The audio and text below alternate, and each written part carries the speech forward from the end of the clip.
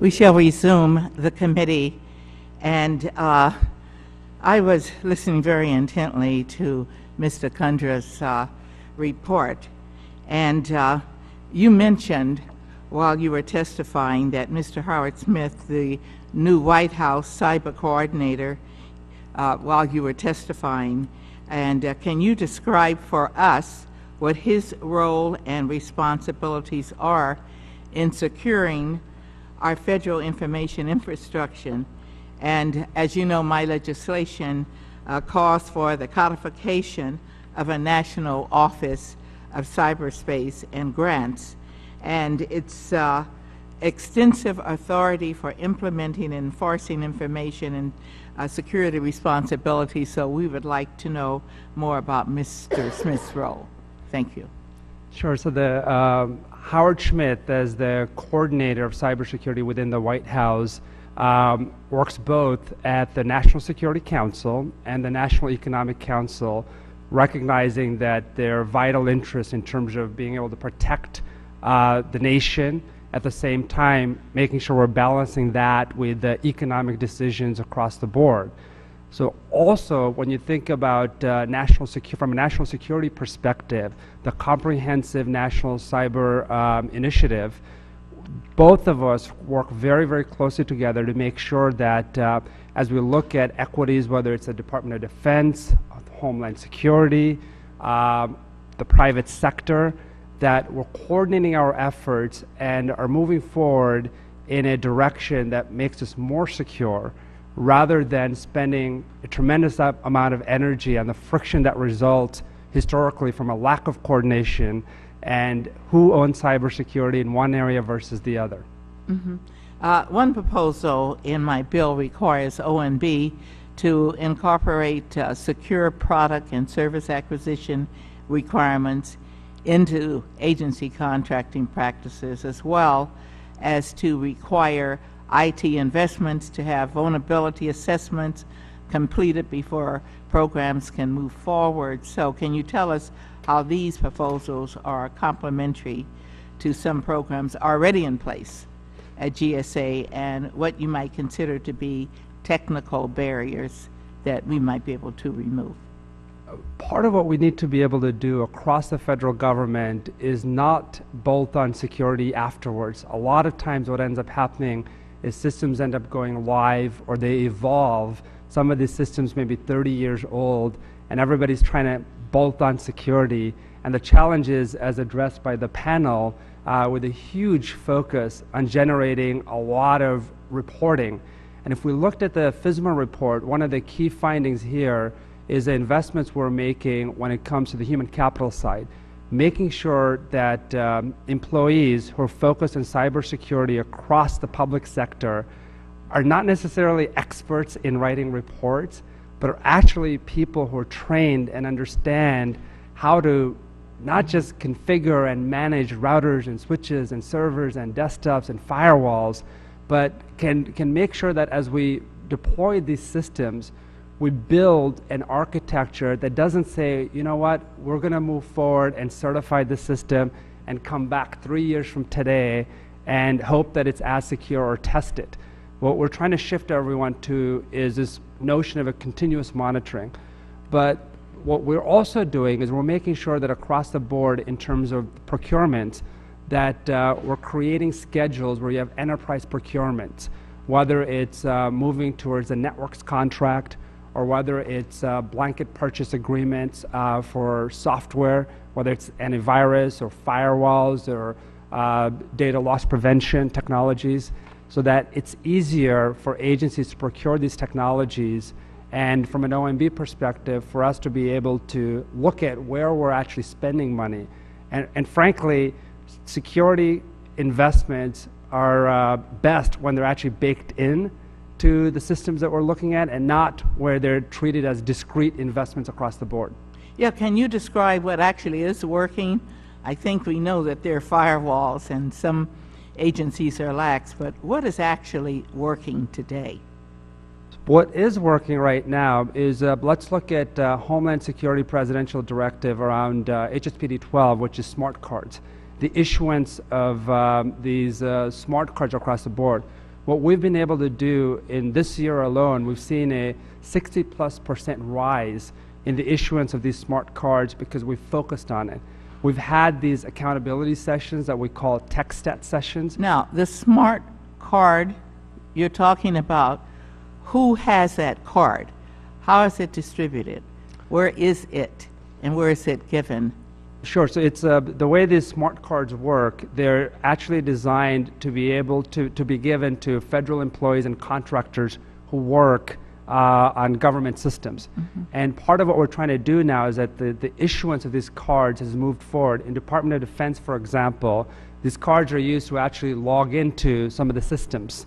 And what we're trying to do is make sure that across the federal government, here's one of these smart cards, we identify... Wait a minute, do you have a fingerprint on that and a mugshot? So there's a photograph, there's a chip, there's a okay. couple of barcodes, okay. and there's some odd imagery. There's not a... I mean, can someone really hack in and change that and steal your identity through those? Okay.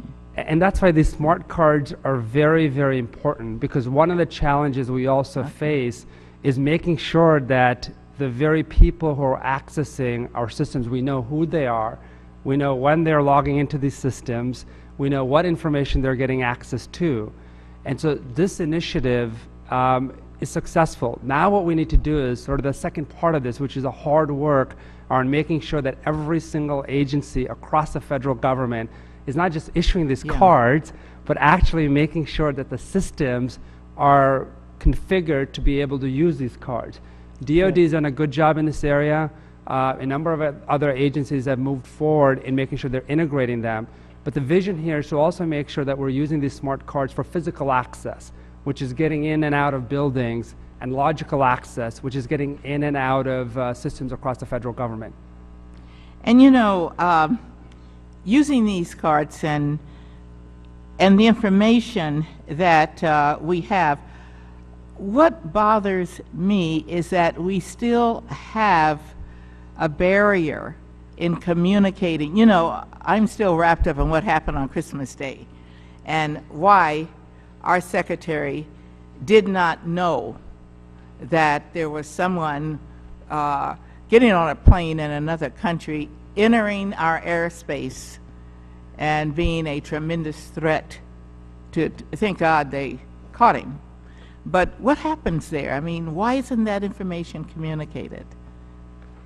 So part of what's also happening is within the information sharing environment is making sure that across the board, across federal systems, that they're configured not just to share information from a technical perspective, but also from a management perspective, recognizing that this is not necessarily a technical problem, recognizing that what are the important things that we need to focus on, what is the information that's vital, and how do we simplify so we recognize as we see these threats. So what's really interesting from a security perspective, as John testified from the State Department's perspective, how they're able to look at create certain grades across the different embassies and figure out where are they secure versus where are they not secure, so they can focus their attention, their energy, and finite resources on the highest priority problems. The only way we're going to be able to attack cybersecurity is by focusing, you know, the sort of 80-20 rule, focusing on 80% of the problems that we recognize are confronting us today as we think long-term about how do we get to 100%. The challenge we have is that our adversaries are constantly evolving. The threat is a real-time threat, and we're constantly seeing the threat vectors change over time. And that's why when we think about our research and development agenda, it's vital as we look at the R&D agenda to make sure that we're making investments that are going to yield dividends down the line to shift the advantage so that the defender has a greater opportunity rather than the attacker, because the attacker has to get it right once. Yeah. I'm going to yield now to the ranking member, Mr. Bilbray. Thank you, Madam Chair. Mr. Kundra, I have you informed before us. There's just something that just sort of came up, and that's this issue of information sharing, whatever. I'm sure you read the 9/11 Commission report. about the firewalls that created the opportunity for people to actually move within the United States. And though information was available with one department, the other department didn't have any access in. And that was actually probably more statutory than it was a problem of the incapability of systems. You're aware of the 9/11? Yes, sir. Okay. Because one of the things that really ought to be a lesson for us on this is, we bring this up, Madam Chair, is remember the 9/11 terrorists, not the 9/11 terrorists, but the DC sniper, where you had a fingerprint that was detected at a murder site in Alabama. And except for one little incident, we never would have been able to catch this individual because even though we had all of his fingerprints, but the fact that one department was not allowed to have access into another department, we had those firewalls, and it's something the 9/11 really said we need to point to, and I need to just tell you that. And luckily, the 9/11 terrorist had committed a misdemeanor which allowed his immigration fingerprints and biometrics to be brought over to the FBI. So then when the Alabama officer asked to check the fingerprints, we were able to have access. Question is how many crimes and stuff are going on right now because not just the Homeland Security isn't sharing it, but a lot of other agencies may have information and data that can't be shared now. And I just ask you to take a look at that. We've got, 9/11 has said it, we haven't done enough about that, but information sharing and tearing down those firewalls are something we haven't done enough of. And I ask you to look at that. The other question is, again, we brought it up, maybe it's overplayed or whatever, and that is the securing of not only through different systems, but the biometrics are one thing we can talk about. One of the things that we had a hearing today about is legislation about telecommuting and this issue of computers being able to be accessed through the internet. Can you talk to me about the challenges you see there, like what happened to Snowmageddon here when we started having people working at home during that period, but using the internet to access? We basically have to say there are certain people that just cannot be allowed to work over the internet in this issue. Comments? Let me just open it up. Sure. So part of what we want to be able to do in the broader context of deploying technology is make sure that on the one hand, we're leveraging innovation, whether that's mobile technology in terms of cell phones and PDAs that allow you to have access to real-time information, or telecommuting for that matter. And as we think about the federal government and where we're headed, whether the investments we're making in cloud computing or the shift towards where we want to be able to attract the best and brightest people across the country, is recognizing that there are inherent risks, but at the same time addressing and confronting those risks. So if we look at telecommuting, for example, GSA had significant number of employees who were telecommuting. The Patent and Trademark Office on a regular basis has significant number of employees telecommuting, and so does the GAO, which is one of the leaders in the government in terms of telecommuting. But what we need to be able to do is make sure, like with the smart card, being able to authenticate people across those systems. And these artificial boundaries that we had before in the federal government, where we believed you could build a citadel and walls around a system, in the new computing paradigm, unfortunately, security is going to have to be baked in at the data element layer, protecting every piece of data. And part of what CIOs and Chief Information Security Officers across the federal government are dealing with is figuring out how do we, on the one hand, leverage these technologies, and on the other hand, make sure that we're providing the appropriate security controls. And I'm sure Gus and John can comment on this too, given that they've got missions that are not necessarily just within the United States, but all over the world, and addressing security in the global context. Comments, gentlemen? Yes, sir, and that's a very interesting example. The issue with telecommuting back into an organization's information system is if you're using, for instance, a DoD laptop and you take that home and you use your broadband connection to come back into DoD, we can do that securely. We can establish a secure link using your broadband connection. We trust the computer you've got because we gave it to you, and that makes it fairly safe for you to essentially work from home. The trouble you have is people don't always have the resources to provide the laptop. In many places in DoD, the laptop has become the desktop, so it's pretty easy to use. Other places, they haven't. The problem with using the home computer, which is lots of folks advocate, why can't they just telecommute from their home computer, is the home computer probably isn't very secure. Somebody's been out on the internet doing things and visiting various sites, and they've picked up viruses and malware, and now they turn around and try and get into the department's information system, and I've got a problem. So we've been looking at virtualization technology in the department for a way to kind of get around that problem. And that essentially means establishing a little virtual environment that's safe and secure on a platform like your home computer that is isolated from the bad kind of malware that might be on that computer. So in preparation for the pandemic that we all anticipated we might encounter this year, the department looked at how to do that on a widespread basis. And so we came up with a CD-ROM that we called a boot disk, and it contained a mini operating system, and it would work on both an Apple computer and a Microsoft computer-based computer. And you could take it home, and it would load up onto the RAM and create its own little virtual environment. And it could only go to one place. It would understand what network it was supposed to connect to. It would allow me to securely authenticate with my smart card into the network. And then you could essentially run it just off remote desktop, just like it was on your office computer. When you were finished, nothing was left, no residue was left on the home computer, so there's nothing sensitive there for anybody to find. And because you created that virtual environment, there wasn't any way that somebody who was sitting on that computer that shouldn't be could get into the department. So we didn't have a pandemic, but those disks were used, I understand, quite extensively during Snowmageddon, and we had quite a success in people being able to telecommute because they had the disk sitting there.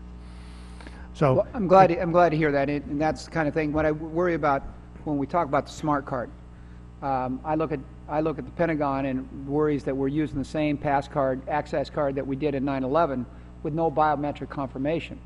Are we looking at the smart card utilizing biometric confirmation? So not just somebody with the card, but somebody with the right biometrics. In other words, when you steal the card, you better steal the index finger too, right? Yes, sir. There's two. Currently, the smart cards we have are two-factor authentication. The smart card itself, which has some things in it, and then there's a PIN that you have to know to make that work. Okay. Right? The three-factor authentication would be something you are, for instance, a thumbprint. And so we've been looking at that. Currently, the cost and the technology is a little bit prohibitive to make that work when I've got to issue 4 million cards out. But we are approaching that. So that way, it's the PIN, your thumbprint makes it active, you know it's you, and then the technology, the cryptography on the card allows that to be establish a secure connection. Do you realize since 1978, the California driver's license has had the ability to use biometric confirmation? No, sir, I was not aware of that. Yeah. That's why every time we go in to get our license renewed, they get one more fingerprint on us. Thank you very much. Okay. Yes, I would like to go to Mr. Strawford now and ask about your risk scoring program. And can you summarize for us the key technical, administrative, and physical controls or elements of this program that have enabled state to have such a significant reduction in its cyber risk profile? And I'm very concerned about the decentralization nature of our embassies, our bureaus, and our consulates, and how is state able to manage the implementation of the FISA security requirements. So if you could kind of expand. Yes, Madam Chairwoman. We use the scanners that we've had available for a number of years to turn out the 3-ring binder reports for the Federal Information Security Management Act, and we decided that the frequency of doing those reports every 3 years was just not enough for us, along the lines of my testimony that our number of malicious code attacks has increased by 47%. So we set about a task of trying to increase that frequency, and we found that we could physically go in and collect the things. Instead of once every 3 years, we could collect it every 15 days. And on another set of factors, 8 of them, we could actually do not less than every 36 hours to the far reaches of the planet, let's say to Colonia, the capital of Micronesia, where you were the ambassador. So by collecting that information, and I checked again this morning, we can find any particular problem on any of the workstations in the embassy that you used to watch, and total up what is the average risk for each of those personal computer devices and the server, which helps the operations of the embassy. And we can duplicate that across all 260 embassies and are some 100 locations in the domestic United States. So that information comes back to a central point, and we're able to not only assess the risk for each location and how they stack up against their counterparts, but also look at trends. So when the recent attack that occurred, the so-called Google virus, we knew that where that was in our organization, and we charged 40 points the first week when that wasn't taken care of, and the second week we charged 80 points for it. The third week we did 120. The following week we did 160. You can see the trend. And we're now up to 320 negative points for not getting on top and fixing that virus as fast as we should. And we can tell you across our entire organization where it's been done and not done. And after a point, if they don't take care of business, it turns like elementary school into a C, D, or F, and that report goes to the ambassador or the assistant secretary, and that calls for a little closer inspection on the part of the people that do security in our department. Are we training our consular officers up on all of this? Because my concern when we put Homeland Security together, 750,000 employees under this umbrella, and I felt that the Consular Corps should not go underneath it. It should stand alone in the State Department because they have a very specialized set of skills. And so I'm wondering, how is it working out under Homeland Security and that particular set of skills? I mean, are you training up your consular officers out in the embassies?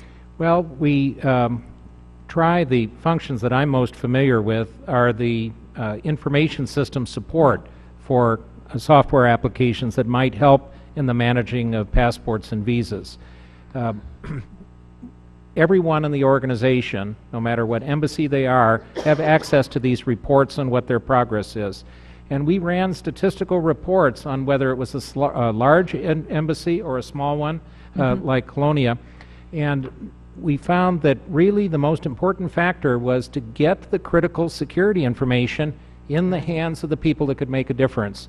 So for those that work directly for the Department of State, we're able to find out what the situation is, and we have not, in fact, had serious training problems. In fact, what we found is that this system uses the time more efficiently of our security professionals. So whereas we used to have about 60 people who wrote certification and accreditation reports, by the time we implemented this system, we estimate that there are 4,135 people with significant security responsibilities that are protecting our infrastructure. Now, I have to say that at the moment, we're concentrating on servers and personal computers. There are many aspects of the consensus audit guidelines that we've not yet reached, like our routers and firewalls and some of those other items. So the State Department has a beginning on this, but I won't say that there aren't quite a few things that we yet need to work on. I am really pleased that we're having this hearing today, and I want Mr. Bilbray to really know that we're trying to improve on our cyber management, and I am pleased to hear what State Department is doing, because I do know that out there in these remote embassies, you don't necessarily get updated on what's available to you, and the training is not always available to these people. And I thought, oh my goodness, putting them under Homeland Security will just complicate. So I'm glad you're aware and that you are actually doing something about it. Let me go very quickly to Mr.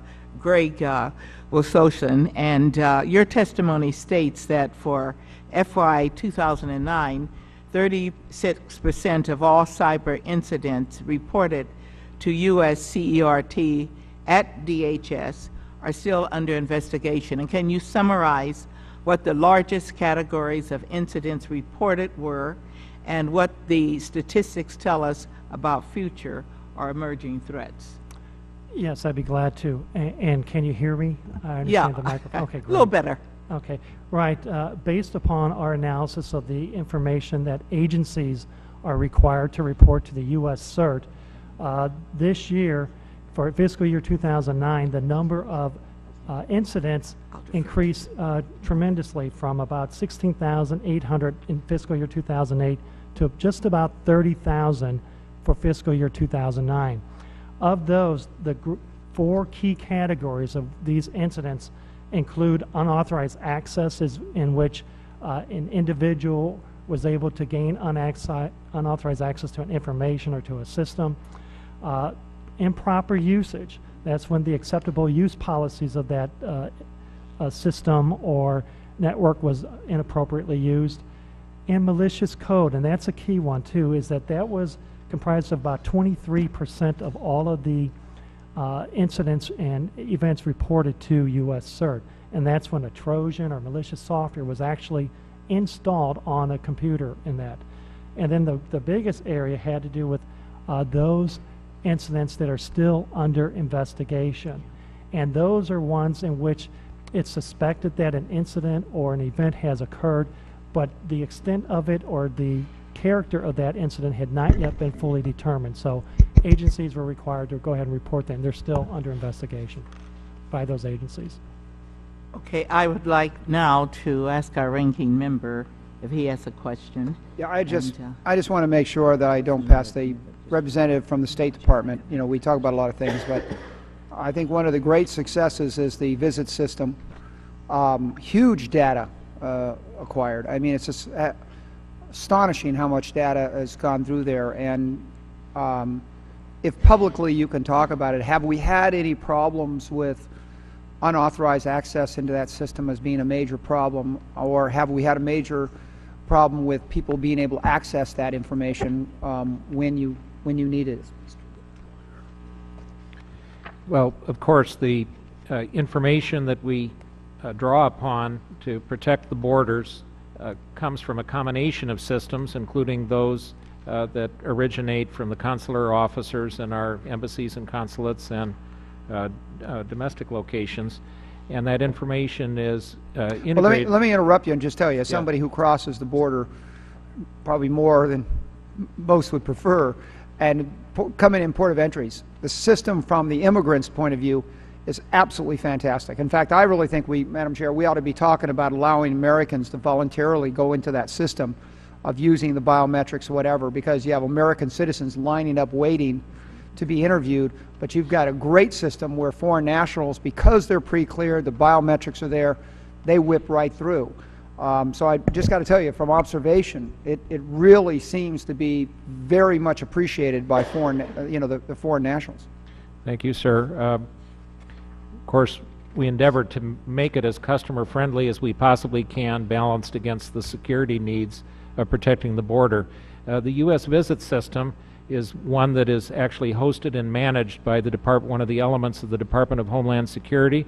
But to your specific point, there are data exchanges between the Department of Homeland Security and the State Department, and one of the things that we try to do is to make sure that all of the systems that maintain our part of that potential handoff to Homeland Security are as well protected as possible. Because if you don't do it right, when they fly into the airport, that system's not going to, is going to have a problem. Exactly. Thank you very much. I yield back, Madam Chair. Thank you. I will yield to Mr. Lutmeyer if you might have a question. Thank you, Madam Chair. I don't have any questions this time. This is still our first panel. That's very good. Thank you. Thank you. All right. I want to thank all of the panelists, and thank you for indulging us and waiting around and your patience. We appreciate it. And so we will now dismiss this panel, and we'll call up panel number 2. Thank you so very much for your testimony.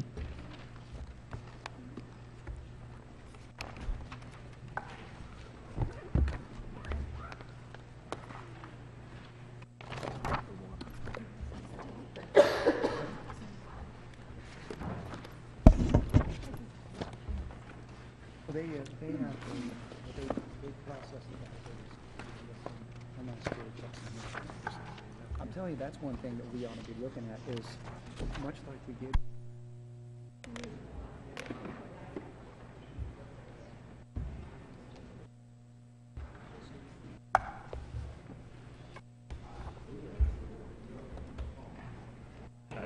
Good to see you. Good to see you.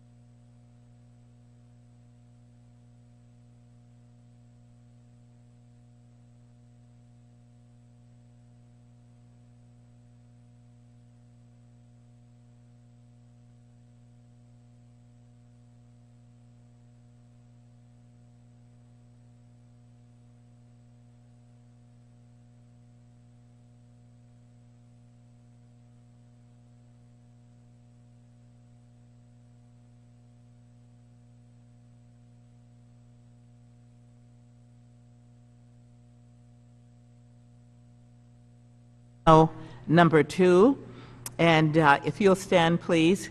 It's our policy of the Committee on Oversight and Government Reform to swear in all witnesses before they testify, and I'd like to ask all of you to stand and raise your right hand. Do you solemnly swear to tell the truth, the whole truth, and nothing but the truth? You do. Let the record reflect that the witness answered in the affirmative. Now, I'll take a moment to introduce our distinguished panelists. I'd first like to start with Mr. Philip Bond, who is the president of Tech America. Mr. Bond is also president of the World Information Technology Services Alliance, or WITSA, a network of industry associations representing 70 high-tech trade groups around the world. Previously, Mr. Bond served as Undersecretary of the U.S. Department of Commerce for Technology, and from 2002 to 2003 served concurrently as Chief of Staff to the Commerce Secretary, Donald Evans. Mr. Gilligan is the President of the Gilligan Group and has for over 25 years been in managerial services in leading large information technological organizations. And prior to joining the private sector, Mr. Gilligan served as the Chief Information Officer of both the United States Air Force and the Department of Energy. He also serves as a member of several boards and advisory groups, including Software Engineering Institute and the Commission on Cybersecurity for the 44th Presidency. Mr. Alan Peller is the Director of Research at the SANS Institute, where he is responsible for overseeing all research programs. His work at SANS includes overseeing the Internet Storm Center and an industry early warning system, the publication NewsBite, and participation in other collaborative efforts to identify and mitigate new and emerging cyber threats. And Mr. Christopher Fountain is the President and CEO of Securo Info, is that correct? Okay. Corporation, which provides information assurance solutions to both civilian and military customers across the government. He has a successful track record of leading and growing companies with over 22 years of experience in the information technological industry field. And I welcome all of you, and I ask that each one of our witnesses now give a brief summary of their testimony, and please try and keep your summary under 5 minutes in duration if you can, because your complete written statement will be included in the hearing record. So, Mr. Bond, would you please proceed? And thank you for being here. Thank you, Chairwoman Watson and Ranking Member Bilberry. Thank you very much. I was privileged to testify before you in 2007 on this subject to say that it was time to focus on results rather than compliance, and thrilled to hear that that is exactly the focus of your draft legislation. 2.5 years after that, with some more consultation in the meantime, we're very much looking forward to FSMA 2.0. Today I want to offer an updated version of the recommendations I made 2.5 years ago, because we think they're still pertinent. But first I want to acknowledge the new era that we're in, unprecedented attention at the White House from federal CIOs and here on Capitol Hill. The White House, of course, with the new cybersecurity coordinator. CIOs, Tech America yesterday released its 20th survey of federal CIOs, their #1 strategic issue, cybersecurity. And here on Capitol Hill, more than 12 active cybersecurity bills under consideration right now. I'm proud to say on behalf of our members, the industry has responded with companies coming forward with new solutions, new technologies, faster than ever before, and with their clients addressing the needs to manage risk and enhance collaboration with the industry partners. Examples would be Lockheed Martin's new Cybersecurity Technology Alliance, Microsoft's leadership in taking down the Wolodak botnet, and the private sector's quick response on the Conficker worm, exhibiting exactly the kind of nimbleness that they offer to their partners in the federal government. So we commend the chair in taking this important step and focusing again on actual security, not just compliance. Let me mention the 6 reforms that we've updated and think are still relevant. One is to reform the agency information security approval process, that is the way they work with private sector partners, to make sure that it's as uniform as it can be. Secondly, to remove barriers to innovation. This is what Vivek Kundra referred to as the culture of compliance, which makes a culture which is not welcoming to new approaches, because if they can use a time-tested one and check the box, that complies, but it doesn't necessarily embrace the new innovative solutions. Third, we would say increase accountability and authority for the CIOs and Chief Information Security Officers, CISOs, and to provide a forum where they can collaborate regularly. Fourth, we agree with the need to enhance federal cyber risk management. You heard a great example from the State Department. This would mean, by the way, more security clearances for information security professionals, more agencies with real-time access to some of the classified information, because if you don't know what you don't know. Fifth, we need to harmonize and enhance the audit and oversight methods used, thinking primarily of IGs here. You need to make those processes as uniform as you can so that it's not terribly different. And then, of course, that they're informed on what is a very technical subject as they're doing their reviews. Sixth, we would urge expanding federal cyber response capabilities, and that would mean codifying and improving the standing of U.S. CERT and helping to pave the way for what we think from the industry side is very important, co-located, meaning working side by side, the best of the private sector and the best of the public sector to address this national challenge. In closing, I would just note that the FSMA is now almost 8 years old.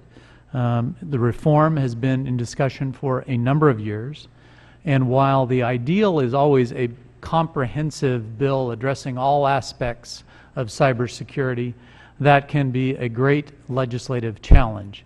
And so we would just observe and acknowledge that we don't want the perfect to be the enemy of the good, and if we get late in the session, we would urge that FISMA reform not wait. And we believe, to use Mr. Bilbray's terminology, with a little more perfection, the chair's bill would be great progress. Thank you. Thank you so much, Mr. Bond, and we'll proceed to Mr. Gilligan. Well, good afternoon, Chairwoman Watson and Congressman Bilbray and members of the subcommittee. I'd like to thank you for this opportunity to address the committee and congratulate you, Chairwoman Watson, for the Federal Information Security Amendments Act of 2010. I believe it's an important step in the nation's efforts to provide the secure and reliable information technology enterprise that we need. Like many of you, I have a personal sense of urgency for making dramatic improvements in cybersecurity in the federal government. This sense of urgency is informed by the growing threat to our way of life, resulting from fundamental weaknesses in the computers and networks that have become the foundation of our nation's prosperity. I've watched over the past decades as our cyber threat has grown steadily, and the pace of our ability to protect against these threats has continued to be slowed by a lack of attention and, in many cases, poorly focused efforts. I believe the subcommittee's proposed legislation contains the key focus areas needed to make rapid progress against the growing threat. Before I describe these elements, I'd like to characterize some of the aspects of the current cybersecurity problem as background. First, I'd acknowledge that the Federal Information Security Management Act of 2002 was a positive step in improving government security. The law established the imperative for federal managers to put strong emphasis on cybersecurity and highlighted the need to use a risk-based approach to identify and implement minimum security controls. While the FISMA had many positive elements, the implementation of FISMA has been less than fully effective. For example, rather than focusing on minimum controls as required by the law, OMB policy guidance to federal agencies has been to implement the entire catalog of controls, over 300 separate controls, published by the National Institutes of Standards and Technology. This is not possible for any government agency of any size and has resulted in a scattershot approach to improving security. Moreover, the strong desire to measure and to assign grades to federal agencies has resulted in placing emphasis on characteristics that can be easily measured, rather than on controls and activities that best reflect effective security. As a result, in general, the required FISMA metrics were manually generated, had little correlation to actual security, and were costly to produce. In addition, the areas emphasized in the metrics did not encourage investments or improvements that would have long-lasting improvement in security, such as improved use of automated controls. Unfortunately, the implementation of FISMA has been like getting on a treadmill as a means to get to a destination. A treadmill is great if all you want is exercise, but it's not a good way to reach a destination. To continue the metaphor, in the implementation of FISMA, the federal government has certainly burned a lot of calories, but we're a long way to go from reaching our destination of dramatically improving security of our federal systems. While total security is beyond our current reach for the foreseeable future, there are many things that we can and should do to dramatically reduce our vulnerability to attacks, especially from those attackers who are relatively unsophisticated. Studies have shown that the relatively unsophisticated attacker group constitutes the majority of current attacks, roughly 80% as assessed by the National Security Agency. Unfortunately, our current cybersecurity defense mechanisms in the government today are configured so fragmented and weak that a malicious individual with virtually no computer skill can download a canned attack from the World Wide Web and can cause significant harm to cyber systems. Recent collaborative efforts among the government and the private sector have resulted in guidance for organizations to help focus on the top security control areas and to make effective use of automation. In essence, this effort is focused on addressing the 80% problem of the cyber threat. Specifically, a little over a year ago, a group of security experts from the National Security Agency and other defense organizations, the Department of Homeland Security, Department of Justice, and the national laboratories, along with colleagues in the private sector, collaborated on the identification of the most common attack patterns against cyber systems. They subsequently identified corresponding security controls along with automated means to implement these controls. automation is the only practical way to deal with this complex problem. The consensus effort among these security experts produced a guideline entitled 20 Critical Controls for Effective Cyber Defense, Consensus Audit Guidelines, and John Streufert referred to them as Consensus Audit Guidelines. This document describes the 20 most critical cyber attacks and the controls that are needed to protect against these attacks. In effect, these so-called 20 critical controls reflect the highest priority security necessary to ensure a core foundation of security for information technology infrastructure. During the past 18 months, the United States Department of State has implemented the 20 Critical Controls Guideline and has achieved significant progress in improving effectiveness of cybersecurity. While the 20 critical controls are not intended to provide absolute security, implementation of them has proven to dramatically improve the ability of complex systems to withstand the majority of attacks. Implementing good hygiene security controls, such as those identified in the 20 critical controls, or CAG, has additional benefits beyond security. Specifically, these benefits include reduced help desk calls, improved operational availability, and reduced... Mr. Gilligan, can you conclude, and we'll hear the other two witnesses, because we do have your statement. Okay. Thank you. The key point here is that through this focused approach, you can actually improve security at reduced cost, reduced operational cost, which is what in my former CIO parlance I call sort of a no-brainer for CIOs. The key impediments to achieving that no-brainer implementation are two.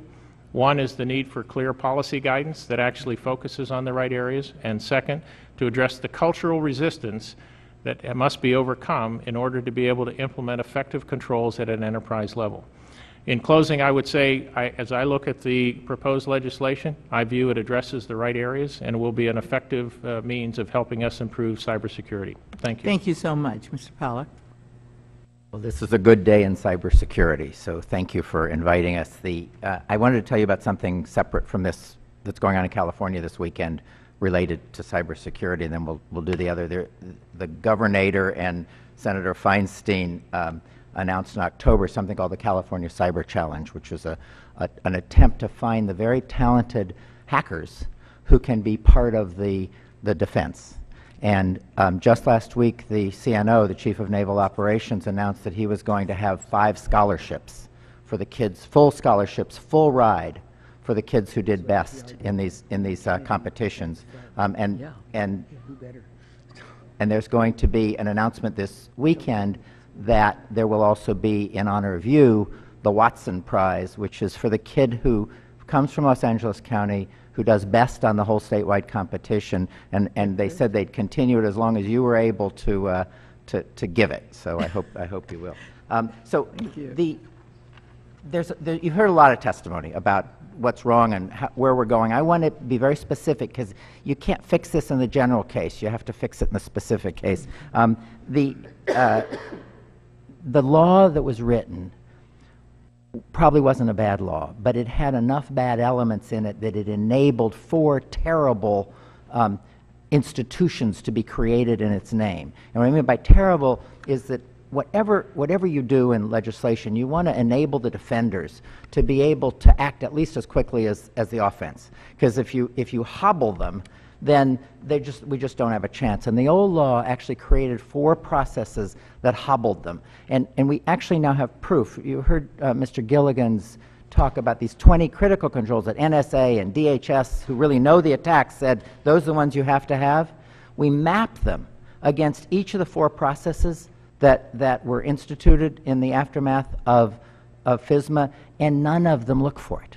They actually look, including the FISCAM, which is the thing that GAO and the IGs use. They all look for things that were important 10 or 12 years ago and miss the current attacks. So I don't need to take a lot of time to say your bill really makes a difference. I'll be happy to answer your questions. Thank you so much. Mr. Fountain. Thank you, Chair Watson, Ranking Member Bilbray, and members of the committee. First, I appreciate the opportunity to address the committee, and look forward to answering questions at the conclusion. I guess by way of background, everybody has said repeatedly that the threat landscape has changed. There are more threats to our infrastructure than ever before, and that's occurring at the same time that we're more interconnected than ever before. So that's a given. So I'd like to move quickly to what is strong about the current FSMA legislation. While I agree it needs to be improved, and I will talk about the legislation under consideration specifically after my comments about the current FSMA law, I think it's important to recognize the strengths of FSMA and any effort to amend FSMA, not do away with things that have been quite effective. First, the level of awareness has been dramatically increased as a result of this legislation, and the 107th Congress is to be commended for taking these steps well before the general public had any awareness of what cyber even meant or what cybersecurity was all about. It also established a framework for accountability that's a critical component today, and established more strength behind a security officer inside agencies. The most important point is that it established a framework for developing and maintaining guidance to be used by agencies in their effort to defend IT assets. And that guidance was really handed for the civilian government to the National Institute of Standards and Technology, and I have to commend NIST for the great work that they've done. The key point is NIST established a very comprehensive framework, and at the same time, they've allowed that framework to live. So the consensus audit guidelines that have been commented upon, those are mapped now to the latest version of controls that are advocated or outlined in NIST guidance under 853. There is one quote that I would like to attribute to Ron Ross, who's the doctor or the computer scientist at NIST who oversees this effort. He says, "There continues to be a notion that FSMA is all about paperwork and compliance. Rather, FSMA is about trying to improve the quality of information security." And again, I think the important point here is that FSMA is not about paperwork. It's about taking very deliberate, well thought out measures to provide for better defense. Now, with those things said, there certainly are areas for improvement, and I think the legislation under consideration provides some very good foundations for that. And I don't interpret the current legislation that's under consideration as a wholesale rewrite of FSMA. I see that as an enhancement to FSMA in its current form, which I again think is a good thing. First, the one thing about current FSMA is it does not have real teeth. So the law today provides for reporting to Congress and to GAO, but doesn't actually, there are no real consequences for failure to comply with FSMA. The legislation under consideration provides for enhanced management and oversight and provides for a statutory means of achieving that, which I applaud in this legislation. I do believe that the FSMA report card did lead to a paperwork drill, but that was the reporting element, not the aspect of guidelines and standards that are robust and comprehensive. Also in the proposed legislation, the creation of a National Office for Cyberspace is a very, very sound idea and a very logical step forward. And I congratulate you on that move and wish you luck in trying to move that through the legislative process. As outlined in the draft, the legislation does require or should require statutory authority in that office. And in my view, I would suggest that the committee consider placing that office within the Department of Homeland Security. And I'll comment more about why that is. In the Department of Homeland Security, that office should report to the President, to the Secretary of Homeland Security, and to the Congress directly, because this should be a function that cuts across all of government and certainly is a presidential issue. In my written testimony, there's a lot of detail about how it would enhance the FSMA reporting to move it to a more metrics-based environment, as Mr. Kundra had suggested earlier this afternoon. I won't focus on that today. I'd rather focus on the statutory office of cybersecurity. Why DHS? I know in the current draft it's advocated to put that inside the White House. I would suggest at least consideration for Department of Homeland Security, because in my view, defending cyberspace is critical to defending the homeland. They're so tightly intertwined. Every mission across government requires reliable computers and networks to perform their mission. And even beyond the boundaries of government, the critical infrastructure is that's managed by private sector companies. They rely very heavily on information assets. Currently within DHS, there is established today an Office for Cybersecurity and Communications, CS&C, and within CS&C is the National Cybersecurity Division. There's a lot of there's a high degree of synergy between the mission sets in those organizations and the mission for the proposed office of the National Office for Cybersecurity. I'll read, just for reference, the NCSD mission, which is the National Cybersecurity Division mission. The National Cybersecurity Division works collaboratively with public, private, and international entities to secure cyberspace and America's cyber assets. By definition, they're working across government, or across really the private sector and the government to some extent, although the government is not their core focus today.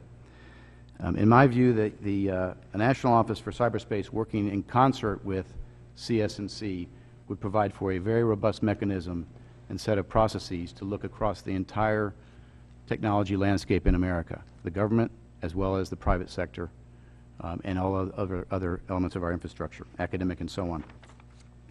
In summary, I think it's critical that there be recognition that core elements of FISMA as it exists today are very sound, and it needs to be improved. I believe that the legislation under consideration is timely and necessary. I believe that the key to the new legislation is the statutory authority being placed in this office that's being proposed, and that along with statutory authority, there needs to be a budget to allow that office to work effectively. And again, in terms of the Department of Homeland Security, in my view, protecting the homeland requires protection of our cyber infrastructure, and that's why I again would ask you to consider placing this function inside the Department of Homeland Security. Thank you for the opportunity to present my views. Thank you so much, and I'm now going to defer to our ranking member for a final question or comment. Yeah, a question for Mr. Fountain. What should the role be from here forward in NIST? I think if you look at what NIST has done, there are a couple of things about NIST that make it a real special entity in my view. And we don't do business with NIST, so I know what Ron Ross does because obviously what he does has a big effect on the things we do for government.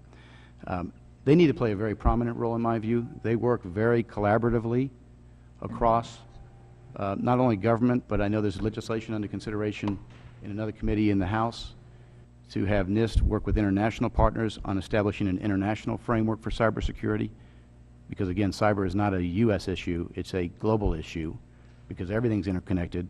It's not just inside the United States. And NIST has a track record of being collaborative. I know they've worked, and they're highly complimentary of the consensus audit guidelines. They do believe that more needs to be done beyond that, because addressing the top 20 vulnerabilities won't necessarily address every vulnerability, and you want to have a framework that addresses the entire landscape. But using the CAG, or the consensus audit guideline, as a good first step is critical. So in my view, they should be prominent across this issue, whether it's in the Office of National Cybersecurity, or the National Office for Cybersecurity, or the current CS&C, and then with international partners. Thank you, Madam Chair. I want to just end with this thought and then ask you to follow up. But what we're trying to do is to promote the notion of harmonizing security frameworks across civilian and national security systems, and lessons that you have learned in business, in and outside of government, we would like to know about. And so if you could give us your further suggestions, and we hope that they relate to the bill that I have out there. We will welcome anything that you see will help us improve. And remember, we're looking globally, we're looking across all agencies, and we want to improve our communication as we improve our cyberspace technology. We want to be able to have a profile how we can make it safe. So I invite all of you to contribute. And remember, this is an ongoing process. Every day there's a new development, a new technology. And so whatever ideas, we need them so we can put them into our base. And remember, we make policy, but that policy has to change to keep up with the changing times. So I want to thank all the witnesses and members who attended this hearing, and without objection, the committee will be adjourned. unless you